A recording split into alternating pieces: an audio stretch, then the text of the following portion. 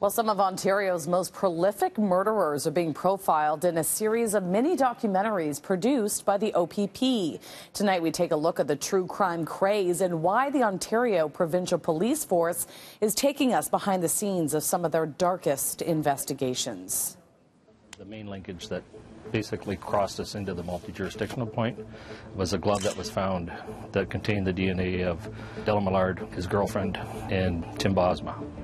The three-part series is called Serial Instinct and lets us in on the investigative technologies used to capture and convict three serial killers who struck in different parts of the province.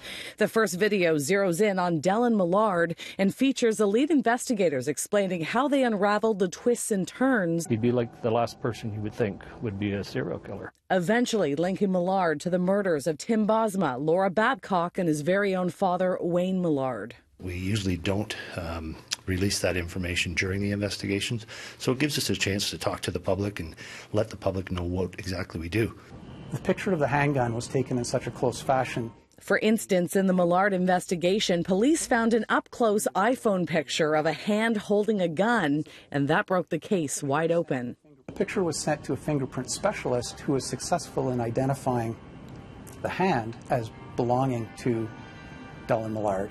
You're able to zero in on the thumbprint from the iPhone picture. Amazing. So that's the technology that's advanced to that degree, and that's the type of stuff that we want to share with the public. The next two videos being released in the coming weeks will profile Basil Borutsky, who murdered 3 women over an 8-hour span in the Ottawa area, followed by killer nurse Elizabeth Wetlaufer. Was the police force glorifying, these tragedies? Not at all.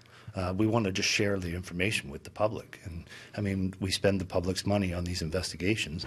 And that was a handgun that was used to kill Wayne Millard. What is the fascination with true crime? Why do people want to know all the, every gruesome, twisted detail of these cases? There's just something exciting and titillating about true crime stories because they are so far-fetched, and oftentimes they are more extreme and violent than even the movies.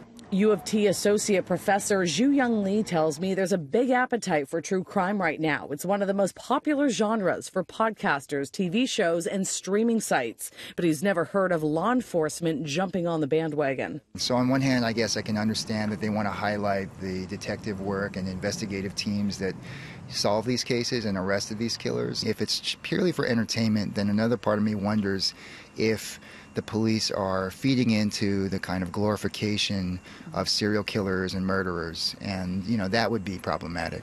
There was a device that Millard had on his farm. It was an incinerator. Are the victims' families on board with any of this? Have they been notified? Most definitely. Each of the victims was contacted and are aware of what's going on, and we don't want to re-victimize them, that's for sure. Now, the first of 3 videos is now streaming on the OPP's YouTube channel. If you are interested in checking them out, you can find the link posted on our website, citynews.ca.